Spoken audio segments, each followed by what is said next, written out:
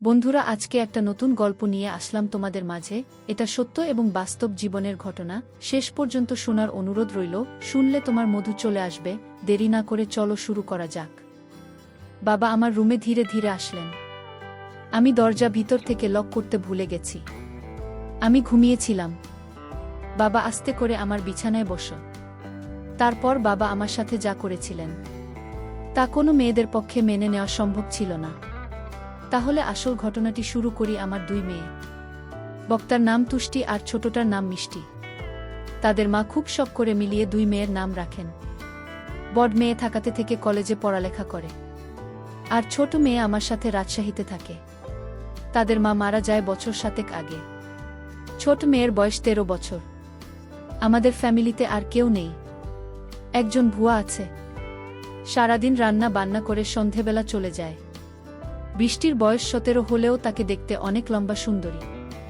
এখনই তার বড় বোনের সমান লম্বা হয়ে গেছে, কিন্তু মন মানসিকতা ঠিকই বাচ্চাদের মতো। এখনও বই তাকে স্নান করিয়ে দেয়। বইয়ের তাকে দেখাশোনা করে আমি কাজের মানুষ, সারাদিন বাইরে থাকি।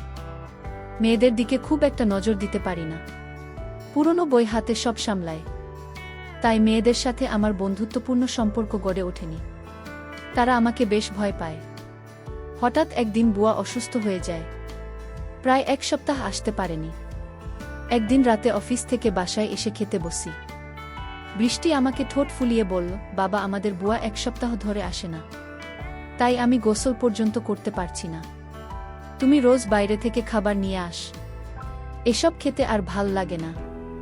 তুমি কাল থেকে নতুন কোনো বুয়া নিয়ে আসো প্লিজ। আমি হাতটা করে বললাম, গোসল না হয় আমি করিয়ে দিলাম, কিন্তু খাবারের যখন সমস্যা তো নতুন বোঝাত খুঁজতে হয়। বৃষ্টি বলল, ঠিক আছে কাল গোসল করিয়ে দিও। আমি খাওয়া বন্ধ করে মেয়ের দিকে চাইলাম। বৃষ্টি দেখতে খুব সুন্দর হয়েছে, একদম তার মায়ের মতো। আমি বৃষ্টির দিকে তাকিয়ে থাকতাম, কারণ আমার মেয়ে বৃষ্টি ঠিক তার মায়ের মতো হয়েছে। আমি আমার মেয়ের চেহারার দিকে তাকালে আমার স্ত্রীকে যেন খুঁজে পেতাম। আমি ভাবতে লাগলাম, মেয়েটি তো বড় হয়েছে, তারপরও এখনও বাচ্চাদের মতো আচরণ করে। তাকে গোসল না করিয়ে দিলে সে গোসল করবে না। আমি বাবা হয়ে মেয়ের দায়িত্ব নিতে। আমি বৃষ্টিকে বললাম, তুই এখন নিজের গোসল করা নিজে শিখ, কারণ কিছুদিন পর তোর শ্বশুরবাড়ি যেতে হবে। মেয়ে তখন বলল, বাবা আমি কোনোদিন শ্বশুরবাড়ি যাব না। আমি তোমার সাথে সারা জীবন থাকব। এই বাড়ি ছেড়ে আমি কোথাও যাব না। আমি আমার মেয়ের কথা শুনে অবাক হয়েছিলাম। এই মেয়েকে নিয়ে আমি কি যে করি। পরের দিন তাকে আমি গোসল করিয়ে দিলাম, নিজ হাতে তুলে ভাত খাইয়ে দিলাম। তারপর মেয়ে আমার শান্ত হলো। আমি বললাম, যাও বৃষ্টি, এবার তোমার রুমে গিয়ে ঘুমিয়ে পড়ো। সে বায়না করে বলল, বাবা ঠিক আছে। বরাক ছাড়া আমি একা আমার রুমে ঘুমাতে ভয় করে। আমি তাকে সান্ত্বনা দিয়ে বলেছিলাম, শোন মা, কিছুদিন পর থেকে তুই আমার রুমে ঘুমাবি, ঠিক আছে? এখন নিজের রুমে গিয়ে ঘুমিয়ে পড়ো মা। তারপর মেয়ে যখন তার নিজের রুমে ঘুমাতে গেল, আমি গভীর রাতে আমি ধীরে ধীরে মেয়ের শোবার ঘরে গেলাম। গিয়ে দেখি সে টিভি দেখছে। আমি তাকে গিয়ে বললাম, না তুমি এখনো টিভি দেখছো? আমার মেয়েকে বললাম, মানে তোর মুখের দিকে তাকালে তোর মায়ের মুখটা আমার চোখের সামনে ভেসে ওঠে। আমার কথা শুনে সে খুব খুশি হলো। আমি আমার মেয়ের দিকে তাকিয়ে রইলাম। আমি যেন আমার মেয়ের মাঝে আমার স্ত্রীকে খুঁজে পেলাম। আমি যখন এভাবে তাকিয়েছিলাম, সে কিছুটা অবাক হলো। বল, তোমার কি হয়েছে বাবা? তুমি এভাবে আমার দিকে তাকিয়ে আছো কেন? আমি তোমার খুব আদরের মেয়ে, তাই না বাবা? আমি বললাম, হ্যাঁ মামনি, তুমি খুব আদরের মেয়ে আমার। আমার বাবা বলল, আমি তোমার সাথে আমার একটা কথা ছিল। কি কথা বাবা? মা আমি, তুমি আমার কথা রাখবে না? আমার মেয়ে বলল, বাবা তুমি আমার জন্মদাতা, আর তোমার কথা কি আমি ফেলতে পারি? আমি তোমার সব কথা রাখবো, তোমার কথা না রাখলে যে আমার অমঙ্গল হবে। আমি ভাবতে লাগলাম কিভাবে কি করা যায়। হঠাৎ বুদ্ধি এলো মাথায়। আমি তাকে গম্ভীর হয়ে জিজ্ঞেস করলাম, কতদিন গোসল করি? সালামা, প্রায় 1 সপ্তাহ। তাই? আচ্ছা ঠিক আছে, চলো আমি তোমাকে আজ গোসল করিয়ে দিই। কাজের বুয়া আসবে কোনোদিন, আর তুমি এতদিন গোসল ছাড়া থাকবে। নাম গোসল না করলে ঘুম হবে না মামনি রাতে। তাই চলো আগে গোসল না করিয়ে দেই। তুমি আমার মেয়ে, আমি তোমার যত্ন না করলে লোকে মন্দ বলবে। তাছাড়া আমি তোমাকে এভাবে থাকতে দিতে পারি না। চলো আমি তোমাকে গোসল না করিয়ে দিই। এতদিন গোসল না করলে শরীর খারাপ হবে। মেয়ে বলল, এখন তো রাত, কাল সকালে করি আব্বু। আমি আমার মেয়ের কথা মেনে নিলাম। তবে মাকাল তো আমি কাজে চলে যাব। ফিরতে আবার রাত হবে। মেয়ে বলল, ঠিক আছে বাবা, তাহলে কাল রাতে তুমি গোসল করিয়ে দিও। যা বাবা, এখন গিয়ে ঘুমাও। আমিও ঘুমাব। ঠিক আছে মা, তাহলে তুমি ঘুমিয়ে পড়। আমি ঘুমাতে গেলাম। পরের দিন সকালে উঠে আমি আমার মেয়েকে বললাম, মা আজ বাড়িতে কেউ নেই, তাই বাড়িটা একদম খালি পড়ে থাকবে। তোমার আজ আর স্কুলে যেতে হবে না, কাল স্কুলে যেও। আমি বাবার কথা শুনে খুব খুশি হলাম, কারণ আজ সারাদিন টিভি দেখতে পারবো। সেদিন আমি সারাদিন ঘরে বসে টিভি দেখছিলাম, বড় আপুর সাথে ফোনে কথা বলেছিলাম। সন্ধ্যা ঘনিয়ে আসছে, বাবা এখনো বাড়িতে ফিরছে না। আমি বাবার জন্য অপেক্ষা করতে লাগলাম, কিন্তু বাবা প্রায় রাত 10টার দিকে বাড়িতে ফিরল। আমি বাবাকে জিজ্ঞেস করলাম, বাবা এত দেরি হল কেন? আমি তোমার জন্য সেই কখন থেকে অপেক্ষা করছি, তোমার কোনো খবর নেই। বাবা বলল, মা আমি একটা ঝামেলায় পড়ে গিয়েছিলাম, তাই আসতে একটু দেরি হয়ে গিয়েছে। এখন চলো মা, গোসল করিয়ে দিই। মেয়েটা বলল, বাবা আমি আজ গোসল না করলে হয় না, খুব শীত লাগছে। আমি মেয়েকে বললাম, মা আজ তোমার গোসল করতে হবে, নইলে তোমার শরীরে অসুখ হয়ে যাবে, শরীরে সর্দি জ্বর আসতে পারে। আমি বাবার কথা শুনে বললাম, ঠিক আছে বাবা, চলো আমি গোল করব। আমি তাকে বাথরুমে নিয়ে গেলাম। তারপর আমার ছোট্ট মেয়েটাকে গোসল করিয়ে দিলাম। আমার লক্ষ্মী মেয়েটা বলল, বাবা আজ মাথাটা অনেক ভাল লাগছে, আমার শরীরটা ভাল লাগছে। আমি বললাম, গোসল হচ্ছে আল্লাহর নেয়ামত, গোসল না করলে শরীর ভাল লাগে না, রাতে ঘুম হয় না। আজ তোর অনেক ভালো ঘুম হবে। তারপর রাতের খাবার খেয়ে যখন আমি ঘুমাতে গেলাম, আমার মেয়ে বলল, বাবা আজ তুমি আমার রুমে ঘুমাবে, কারণ এই রুমে আমি একা একা থাকতে ভয় লাগে। আগে তো আপু আর আমি একসাথে থাকি।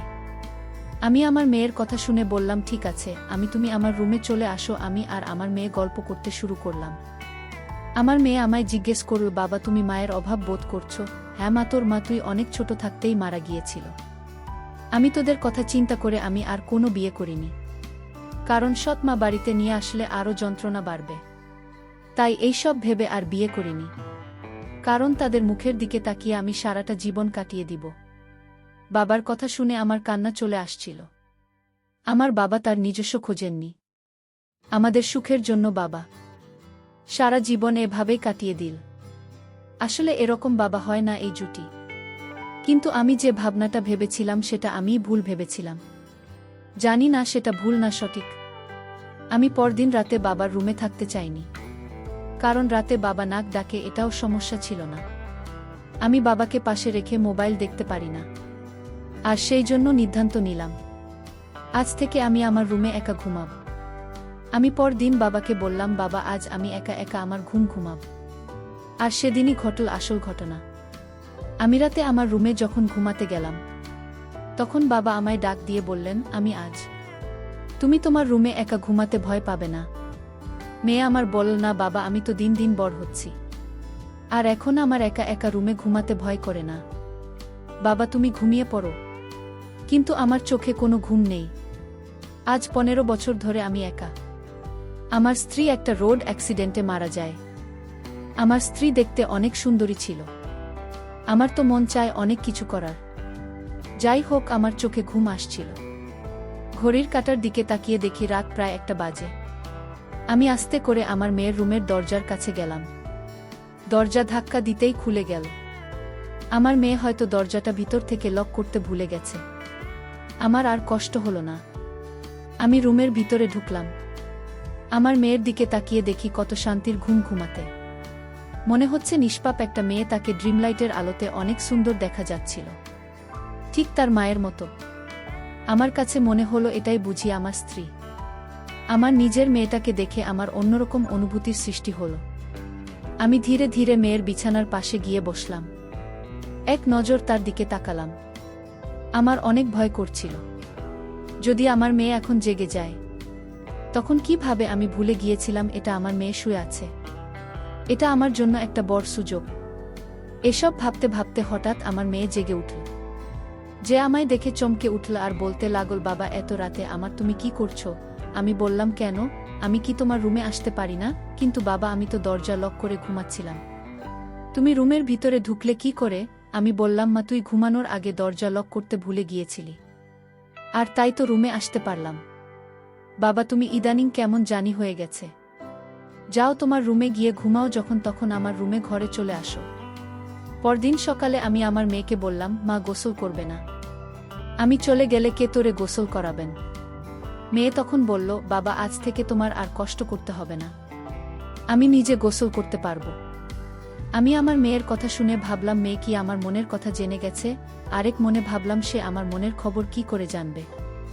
আমি রাতে বাড়িতে ফিরলাম, ফিরে দেখি মেয়ে ঘরে বসে টিভি দেখছে। আমি আমার মেয়েকে জিজ্ঞেস করলাম, বৃষ্টি আজ তুই আমার রুমে ঘুমাবি? কারণ আমার শরীরটা ভালো না। আমি বাবার বাহানা কিছুটা বুঝতে পারছি, কারণ বাবার ইদানিং মনের ভিতর খারাপ কিছু চলছে। আমার বাবাকে সন্দেহ সৃষ্টি হলো। আমি সিদ্ধান্ত নিলাম আমি আর বাবা রুমে ঘুমাব না। বাবা ইদানিং পাগলের মতো হয়ে গেছে। আমি আজ আমার রুমে ঘুমাতে গেলাম। রাতের শরীরটা ক্লান্ত ছিল, তাই আজ সকাল সকাল ঘুমিয়ে পড়েছিলাম। রাত যখন গভীর হলো আমি অনুভব করলাম আমার রুমে কে যেন প্রবেশ করছে, আমার সাথে অদ্ভুত আচরণ করার চেষ্টা করছে। আমি যখন বুঝতে পারলাম, আমি ঘুম থেকে উঠে বাবাকে দেখতে পাইলাম। আমি বাবাকে বললাম, বাবা এত রাতে আমার রুমে কেন আসলে, আর আমার সাথে এমন আচরণ কেন করছো? বাবা তুমি ভুলে গেছো আমি তোমার মেয়ে, তুমি এখনই রুম থেকে বাহির হয়ে যাও। বাবা তখন চিৎকার করে বলল, আমি যে রুম থেকে যাব না, না, এই রুমে আমার স্ত্রী লুকিয়ে আছে, বের করে দাও আমার স্ত্রীকে। বাবার কথা শুনে আমি অবাক হয়ে গেলাম। আসো পুজো তো। বাবা এসব কি বলছে? বাবা আমি তোমার আদরের মেয়ে, তুমি এসব কি বলছো? বাবা তুমি যদি আমার সাথে খারাপ আচরণ করো তাহলে আমি ভুলে যাব তুমি আমার বাবা। বাবা আমায় বল আজ আমি মরে যাব, তাও আজ এই রুম থেকে বের হব। বাবার এমন কথা শুনে আমি বাবাকে একটা ধাক্কা মেরে ফেলে দিলাম। বাবা তখন অজ্ঞান হয়ে লুটিয়ে পড়ল। আমি তাড়াতাড়ি বড়বাবুকে ফোন দিলাম। বড় আপু আর আমি বাবাকে হাসপাতালে নিয়ে গেলাম। বাবা 3 দিন যাবত অজ্ঞান ছিল। বড় আপু আমায় বলল, তুই নিজের বাবাকে ধাক্কা মারে। আপু তুই জানিস না, বাবা প্রতি রাতে আমার রুমে আসতো, অন্যরকম আচরণ করার চেষ্টা করত। তাই আজ আমি বাবাকে কখন যে ধাক্কা মারলাম তা বুঝতে পারি। বাবার যখন জ্ঞান ফিরল ডাক্তার বলল, আপনার বাবা পাগল হয়ে গিয়েছে, ওনার ব্রেন নষ্ট হয়ে গিয়েছে, আর তাই আপনার সাথে এরকম খারাপ করত। ডাক্তারের কথা শুনে আমি কান্না করতে লাগলাম আর বলতে লাগলাম, আমি বড় ভুল করে ফেলেছি, আমার বাবা জ্ঞান হারাচ্ছিল, আর তাই তো আমার সাথে এরকম করত। বাবা তো আগে এরকম করত না। আমাদের কথা শুনে বাবা বেড থেকে উঠে বসল আর আমাদের 2 বোনকে উদ্দেশ্য করে বলতে লাগল, শোনো মা, ডাক্তার ভুল বলেছে, আমি পাগল নই, আমার মাথাও ঠিক আছে। আমি 15 বছর ধরে তোদের মাকে দেখি না, আর তাই সে আমার পাশে না থাকাতে আমি সারাক্ষণ চিন্তায় ডুবে থাকতাম, আমার কিছুই ভাল লাগত না। কিন্তু আমার ছোট মেয়ে বৃষ্টির দিকে তাকালে আমার মনে হতো আমার স্ত্রীকে খুঁজে পেয়েছি, কারণ বৃষ্টি দেখতে হুবহু তার মায়ের মতো, আর তাই আমার মেয়ে হিসেবে বৃষ্টিকে দেখতাম। এতে আমার চিন্তা কমে যেত। আমি প্রতি রাতে তার রুমে গিয়ে তার কাপড় চোপড় এলোমেলো থাকলে আমি তা গুছিয়ে দিতাম। এটা কি আমার অপরাধ? আমার নিজের মেয়েকে স্নেহ করা কি আমার অপরাধ? আমার মেয়েকে আমি দেখতে না পেলে আমার খুব কষ্ট হতো না? আমার মেয়েকে আমি সব সময় চোখে চোখে রাখা, সেটাও কি আমার অপরাধ? বাবার মুখে এমন কথা শুনে আমি হাউমাউ করে কান্না করতে শুরু করলাম। বাবার পায়ে ধরে আমি বাবার কাছে ক্ষমা চাইলাম, বাবা তুমি আমায় ক্ষমা করে দাও, আমি তোমাকে ভুল বুঝেছিলাম।